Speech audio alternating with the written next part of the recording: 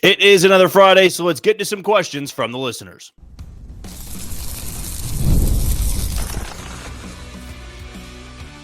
You are Locked On Royals, your daily Kansas City Royals podcast. Part of the Locked On Podcast Network, your team every day. You are tuned into another edition of Locked On Royals and the Locked On Podcast Network. As always, I'm your host, Jack Johnson, and you can find me on Twitter or X at JohnnyJ_15, and you can find us on wherever you get your podcasts, Spotify, Apple Podcast. We're on YouTube, too. Just be sure to hit that follow button and subscribe if you're that first-time listener. Pretty much nothing you can miss if you just follow my Twitter handle at JohnnyJ_15, or if you go subscribe to our YouTube channel. Today's show is brought to you by FanDuel. From the first whistle to the final drive, FanDuel makes the NFL playoffs even more exciting. Right now, new customers can bet $5 and get $300 in bonus bets if you win that first bet. Visit FanDuel.com to get started today. Well, we have over 30 questions to get to. Usually when we do these episodes, we get around 20 to 25 in the off season, but we're getting closer to spring training,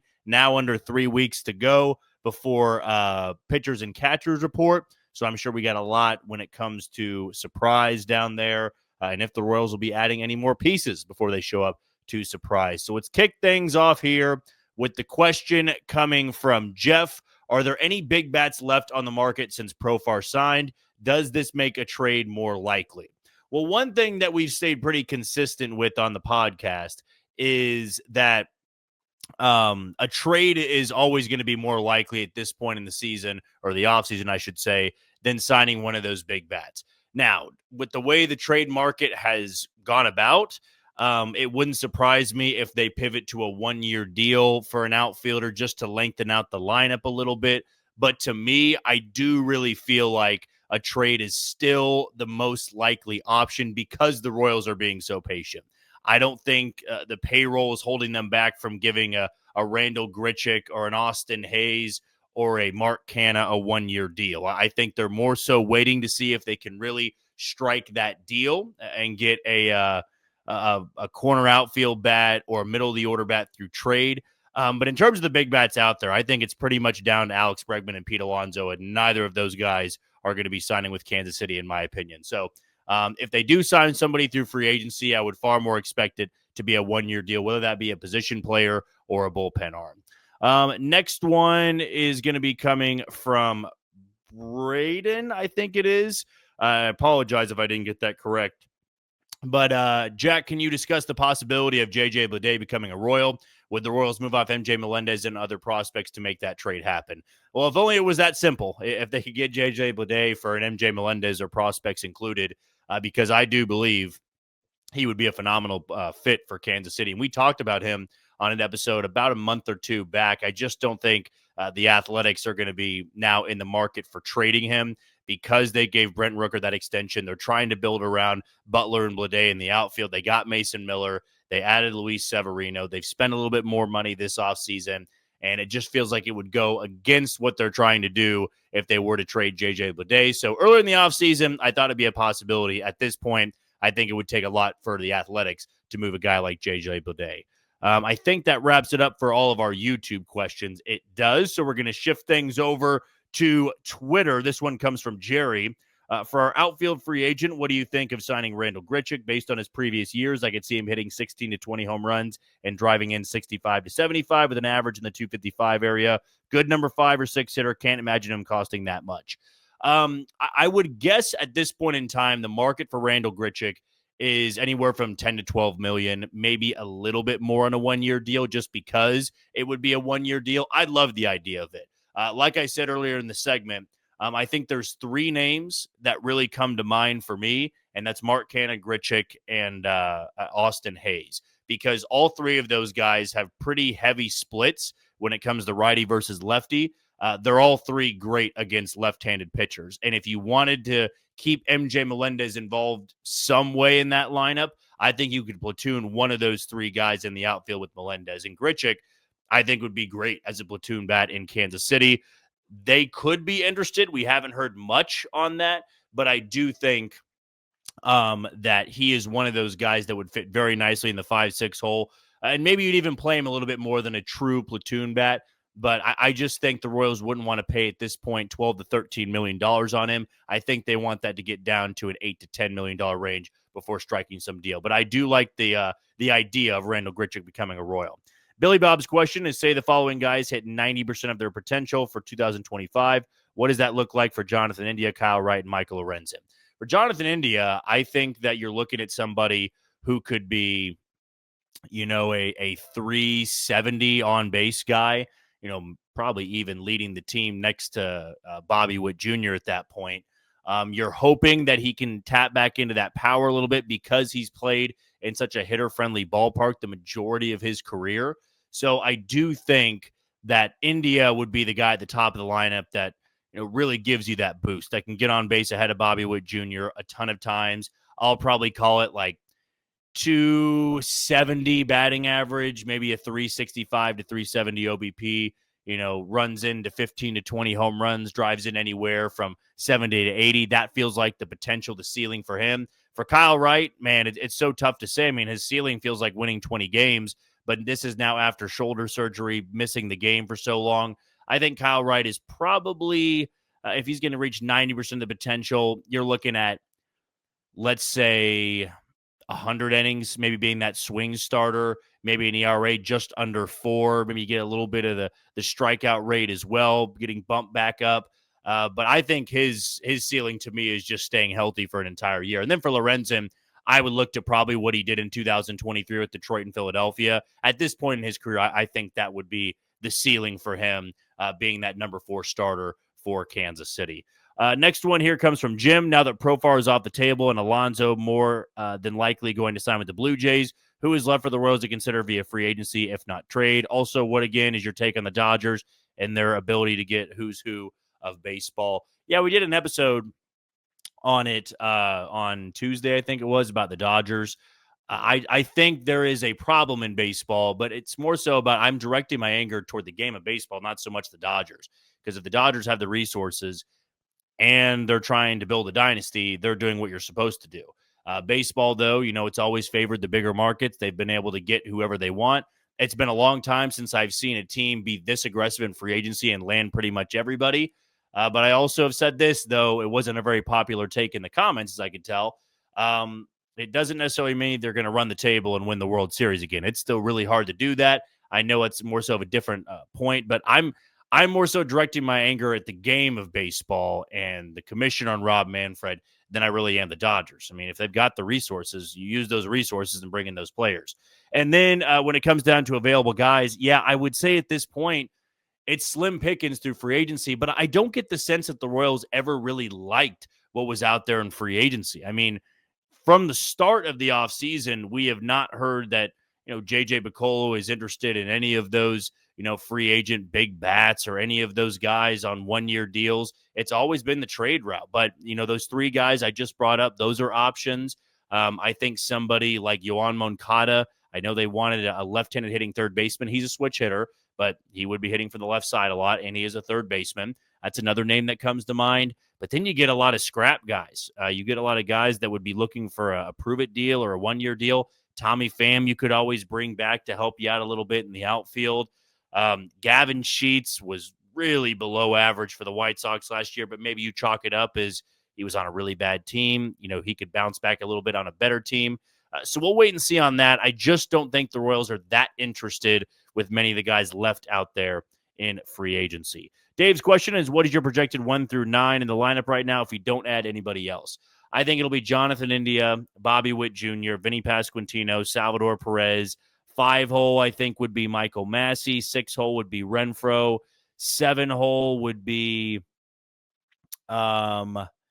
probably Melendez, and then you would get Garcia in the 8-hole, and then I would probably go Kyle Isbell in the 9-hole. I think it wouldn't look that much different than what you saw last year, except you'd have that addition of Jonathan India. This one comes from Jackson. Has your faith in the Royals to sign an impact bat lessened at all? It's a good question. If I'm being completely open, I would say I'm getting restless just because I would like to be able to talk about a new addition to this team. But I also understand that the rest of baseball has been pretty patient. I mean, the American League Central hasn't done really anything outside of like the first month. We've seen the Guardians subtract. The Twins haven't done anything. The White Sox are just getting one-year rental guys. Detroit went out there and got Alex Cobb. But to me, if they don't get Alex Bregman, there's not much left for the Tigers to go out there and add. Kind of where the Royals are at right now when it comes to that middle of the order bat. But the Royals seem a little bit more open to trading for a bat. So maybe Detroit does pivot to that. So I would say I'm restless. I haven't lost a ton of faith, though. I think I'm trying to separate losing faith and then just becoming impatient with a move to be happening. So right now, I would say I still have 85 to 90% confidence that they are going to acquire a bat of some sort before spring training. Okay, let's take our first break of the show. When we come back, still a lot of questions to get to next on Locked On Royals. You are tuned into Locked On Royals and the Locked On Podcast Network. I'm your host, Jack Johnson, and you can find me on Twitter or X at JohnnyJ_15. Want to give a shout out to our first sponsor today in SelectQuote. In sports, having a winning strategy is everything. It's how the best teams make it to the Super Bowl, the World Series, and the Olympics. The same goes for life. Having a strategy for life insurance from SelectQuote can protect your financial legacy and keep your family's future secure. SelectQuote makes it easy to find the perfect life insurance policy. And as one of America's leading insurance brokers with nearly 40 years of experience, they've helped over 2 million customers find $700 billion in coverage since 1985. What sets SelectQuote apart is their personal touch. Unlike other brokers that offer one-size-fits-all policies, their licensed agents tailor coverage to fit your unique needs. If you're in good health, you might even qualify for same-day coverage of up to $5 million, no medical exam required. And it's more affordable than you think. You can get up to $1 million in coverage for as little as $20 a month. Get the right life insurance for you for less at SelectQuote.com/lockedon. Go to SelectQuote.com/lockedon to get started today. That's SelectQuote.com/lockedon. SelectQuote. They shop, you save. Our next set of questions here is going to be kicked off with Dalton. Who pitches the fourth and fifth most innings for the Royals this season? Bit of a different question than who opens the season in the rotation. I do like this. I like the way you phrased it. I'd imagine Lugo or Reagans is going to lead the team in innings. I think Walker would be right behind him, so I think that's why you highlighted it as the fourth and fifth most. I would like to say Lorenzen has to be on there as number 4. If he stays healthy the entire season, I think you're going to get about 140 to 150 innings out of him. And then number 5, I would like to say either Marsh or Bubic, and that's mainly just because I don't know who's going to win the job in spring. My money's on Chris Bubic. He's got to show he can stay in the rotation, and if he can, I think it'll be a slow build for him. You're not going to see him, air it out for 6-7 innings right from the get-go. I think he would be piggybacked by Alec Marsh. So if Chris Bubic continues to build, I'll go with him as the 5th most innings. But if he needs to move back to the bullpen, I think it will be Alec Marsh getting the 5th most innings for this team. This one comes from Joe. We have to have a middle of the order bat. We have to. So who is left? Taylor Ward. There are options out there. I think it's just the way this free agent pool was set up that none of the names really popped. I mean, it's tough for me to give a lot of options via the trade route because it's been so quiet on the trade front. If we had 5, 6, 7, 8 guys that were being talked about constantly as trade candidates, I'd be able to give you a bigger list here. I mean, Luis Robert was mentioned today by Chris Getz as for the right deal, the right offer. I just have serious doubts, even with all the Royals' influence in the organization, that they would trade him to Kansas City. I think it'd be a great upside thing, but I don't see the White Sox dealing Luis Robert in division. I think they would far more prefer to deal him to the National League. Taylor Ward, I still think is a perfect fit. That price is just pretty high right now, it feels like, which is why nobody's been linked to him for a few months, it feels like. So Taylor Ward's an option. The 3 guys I brought up earlier in the episode are options. I feel like Yoan Moncada could be an option. Brett Beatty's another left-handed third baseman that I think the Royals were interested in. So those are some names right now. But I also think in the weeks here before pitchers and catchers report, I think you're going to see a lot of those guys start falling off the board. If you're a fan looking for action, I think that you hope Alex Bregman and Pete Alonso sign within the next week. Because once those 2 big bats are off the board, I think everybody is going to start flying off the list as soon as teams start reporting to camp, because they don't want to be sitting around still waiting to show up somewhere without a deal. So I think you got to hope that Bregman and Alonso sign within the next week or so, and that would really open things up on the free agent front. Luis's question is, why won't the team address the offensive needs that we have, considering our starting pitching is very likely to regress? I can't foresee another year of our top two arms finishing top 5 in the Cy Young voting. Maybe not, but I also think there's some other things you can say are going to improve. I think they have a better bullpen going into this year than they did last year. I don't think there's going to be severe regression. I think Cole Reagans could be better than he was last year. Seth Lugo, I think there will be some regression just because I don't think he's a 200-plus inning guy with a 3.00 ERA, but I could see him having a 3.3, 3.4 ERA in 180, 185 innings. Like, to me, that's pretty minimal of regression. I don't see him going from a top 3 Cy Young finish to having a 5-plus ERA. So, no, I don't think they're going to have the same type of year they did last year, but I also think Chris Bubich could be an upgrade over Brady Singer. I think the bullpen can be better. And if they add that one more bat, I think they will have a better offense. But the reason you haven't seen that middle of the order bat be acquired is because you just have to be patient with this market. It's very clear right now the market is not one everybody's jumping on. We've seen the Dodgers jump on it. We've seen the Mets jump on it. We've seen the Yankees jump on it. But for a lot of the smaller market teams, there just hasn't been a lot of movement. But once it gets rolling, then it really starts to get rolling, and those names will be flying off the free agent board pretty much every single day. But I know it's frustrating. I would just urge you to be a little bit more patient right before pitchers and catchers report. Toast's question is, you think the Royals go get an outfield bat? I do. I either think it's going to be a corner outfield bat or I think it's going to be a third baseman. Like I said, I'm like 85, 90% confident they're still going to add one more piece just because I feel like they understand they can't run it back with the exact same outfield. And if they want to keep some of those guys, you might need to minimize some of the plate appearances. Like I would be all right with a platoon situation in left field with MJ Melendez or a platoon situation in right field with Hunter Renfroe. So I do think they're going to add another bat. And if you've been following along this far, there's a couple names that we have been going over. Jesse's question is, I've been looking over the last few years of the Royals' international signings and have wondered if these guys were stateside, where in the draft would this high school age kid get drafted? We miss on so many, but it would make sense if these were late round picks. It's just, that's always the way it's been with international prospects. You're scouting them at 15, 16 years old, and then you are expecting them to be a great big league ball player 6-7 years down the road. It's so tough to tell that, in the same way that I'm sure when you were in high school and you were playing on freshman team or JV or varsity, like imagine right then and there, a great player you're watching, you have to say he's going to be a big leaguer 7-8 years from now. Sometimes you're right, sometimes you're wrong. But to your question, if they were stateside, I don't think it changes much. I mean, if you were scouting a 15, 16-year-old kid in the United States, I still think you'd have the same issues of trying to figure out if they could be a big leaguer. It's an absolute dart throw, and I know the Royals haven't been as successful, but it's catching lightning in a bottle. I don't think there's a perfect science to it, to a team that always succeeds, always thrives. Everybody in baseball has their ups and downs, and sometimes they hit on one, and it works out, and that's just the way I think it's always going to be when it comes to the international market.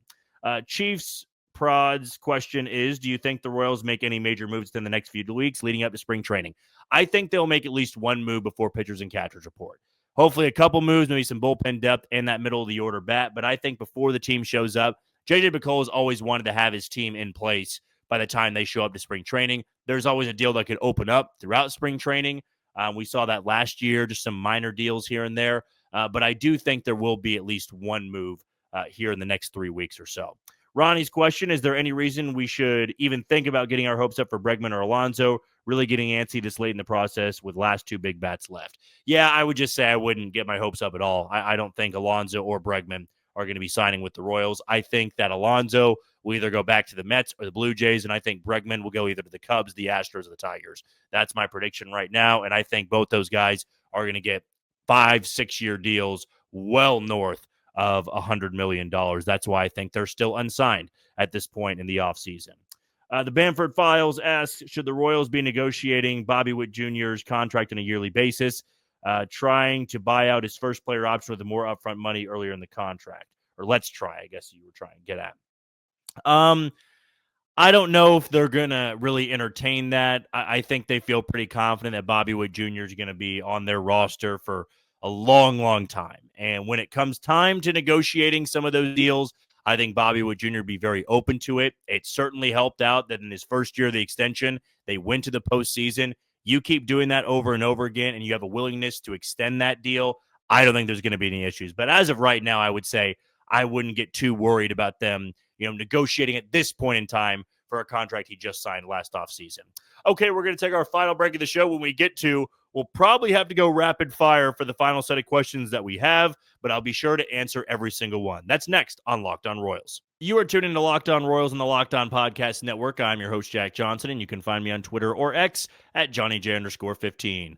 Want to give a shout out to our title sponsor in FanDuel. From the first whistle to the final drive, FanDuel makes the NFL playoffs even more exciting.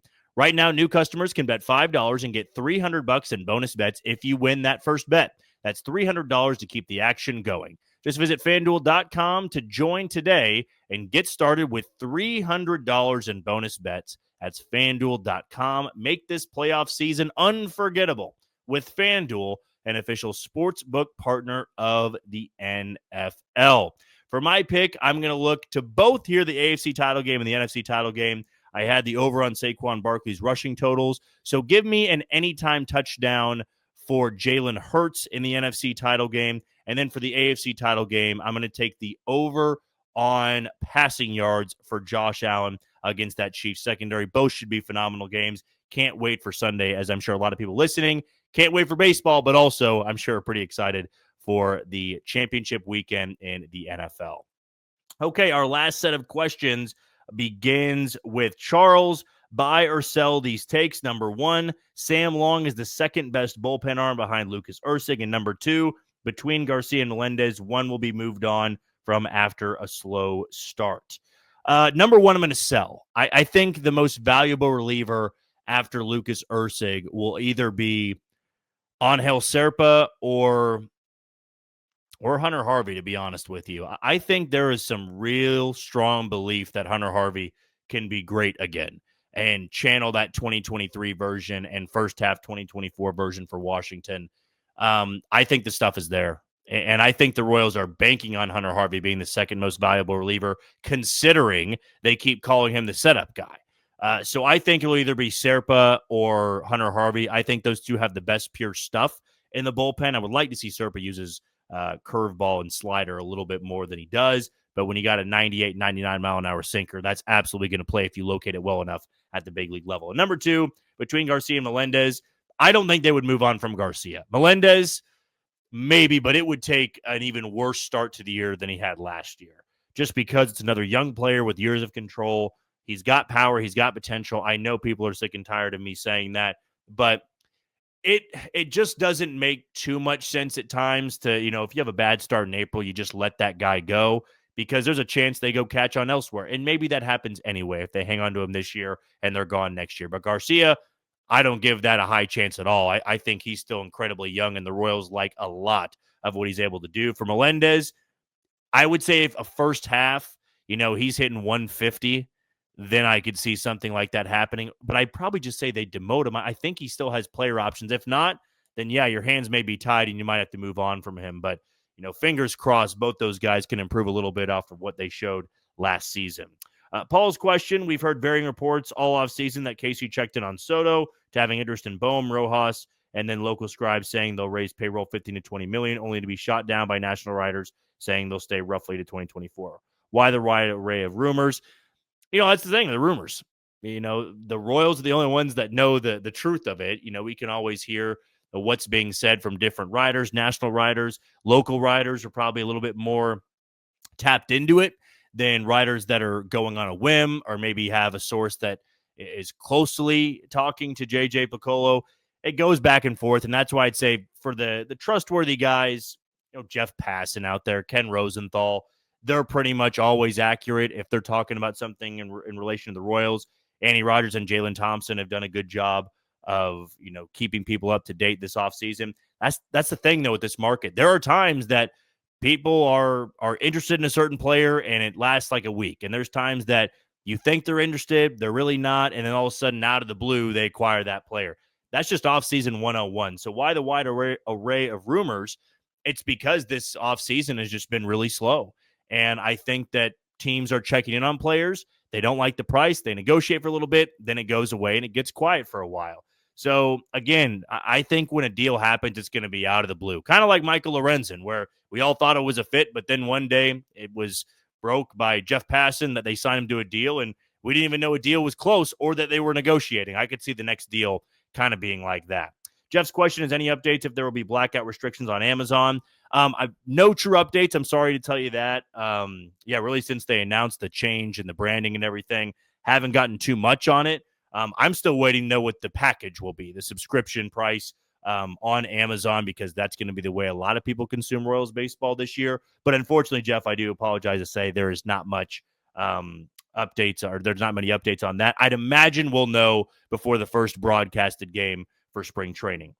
Brian's question is, why don't the Royals or MLB sign Trevor Bauer? Yeah, we get this one a lot from time to time. I just think that it's been a long time since he's pitched in the big leagues, right? We're coming up on more than just a few years.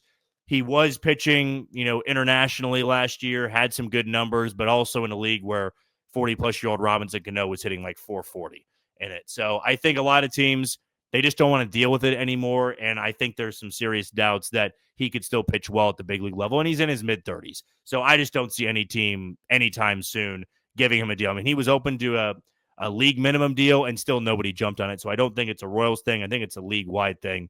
They just don't think he's good enough anymore to pitch at the big league level. Royals report ask, are there any free agent outfielders left worth pursuing? Yeah, I'll just circle back to the three guys I said, Grichuk, Mark Canha, and Austin Hayes, three guys that really club left-handed pitching, and I think that'd play well to platoon with Melendez out in left field.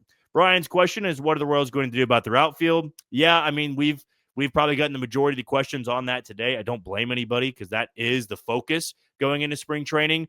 I just have serious doubts they're going to have the same three starters on opening day. I think there will be somebody else in the mix there.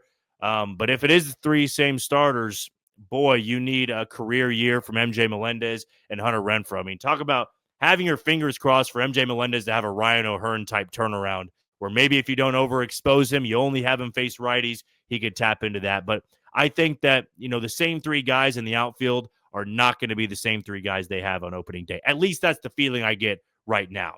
JHB asks, any trades or signings imminent? Like I just said two answers ago, I think the next deal will be out of the blue. I don't think it'll be a slow burn where you hear they're interested, they're talking about a deal, then it's struck. I think it'll be completely out of the blue the next time the Royals sign somebody. So as of right now, nothing imminent that I know of.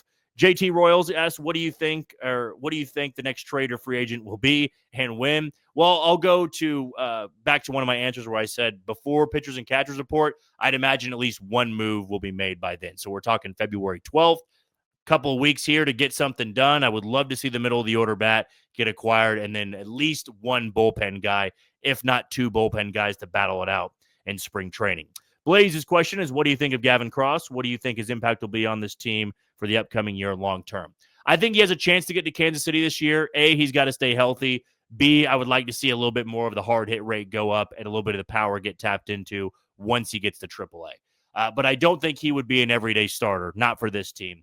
I think Jack Caglione would have a better opportunity if he really got off to a great start to be an eventual starter on this team by the end of 2025. Gavin Cross, I think, could get an opportunity in the same way Tyler Gentry got one last season, which was late August, September. A lot of guys were banged up. He had an opportunity to play, and we'd see what he would do with it. But Tyler Gentry didn't do much. Gavin Cross still has a ways to go. I got to see if he can stay healthy, though, for an entire season. Jason's question is, have you heard any buzz at all about the Royals doing anything else before spring training? Yeah, nothing as of late. It's very quiet, I think, on all fronts. But as I stated before in this episode, once Bregman and Alonso are off the board, and maybe you believe me, maybe you don't, I think a lot of people are going to start signing. Just because you get closer and closer to pitchers and catchers, full squad workouts, a lot of guys out there would probably accept a one-year deal and just play through it and see if they can have a contract year and a career season and get a longer-term deal next offseason, just because it's been a weird one. The market has been very stale. It's been freezing cold in a variety of areas. And until, there is some smoke there, unfortunately, nothing to report. I don't think anything's imminent, but that can always change day by day. And lastly, Alex asked, trade one for prospects and trade one for big league help. For prospects, Massey, Garcia, or Bubic, And for big league help, Kuderna, Cross, and Zobak. As much as I hate to say it, because if you've listened to me long enough, I am so high on Michael Massey for 2025. I love that he's willing to go get work in the outfield. I loved what he did in the postseason. Had the most memorable hit at the postseason for the Royals. They asked a lot of him, but since they have Jonathan India, I would say Massey's the one you would be more inclined to move, just because one guy would no longer have to play out of position, which would be Jonathan India. Bubic, I think, is going to have a great year as long as he stays healthy. And Garcia, I think he can thrive in a different role, more of a super utility, maybe just as the backup, third baseman, second baseman, and shortstop. But I think he could have a little bit more of an upgraded year. And I think if he goes elsewhere, he could really become a great player. And then for big league help, Kuderna, Cross, or Zobak, I would probably say Cross, because it's been a while since a Royals position player has come up and just absolutely, flourished from the moment he got up there. I mean, Bobby Witt Jr., was great, but he was always going to be a superstar. Vinny Pasquantino is the other one that comes to mind. But, Kyle Isbell had his struggles. Melendez has had his struggles. Prado's had his struggles. Massey had his struggles. Garcia has as well. So I think Kuderna and Zobak have higher ceilings than Gavin Cross does. I know the outfield is a bit depleted. I just don't know if I see an everyday big league guy in Gavin Cross. But it also would mean you're probably not getting a lot in return. But he does have former first-round pick attached to his name. So those would be my answers there. Massey and Cross would be the ones that I would trade. Okay, that's going to do it for another edition of Locked On Royals and the Locked On Podcast Network. I've been your host, Jack Johnson. Thank you for making Locked On Royals your first listen today. For your second, find Locked On MLB as Baseball Guru Sully brings a daily blend of humor and baseball, keeping you updated on every rumor and story throughout the offseason. Find Locked On MLB on YouTube or wherever you listen to your podcast. We'll be off this weekend unless any move happens. I know for a couple of you guys asking questions, you want something to be imminent. If there is something imminent, we absolutely will hop on, as long as I'll be available and do a podcast either Saturday or Sunday. But if not, we will talk to you again on Tuesday. So until then, you take it easy, Kansas City.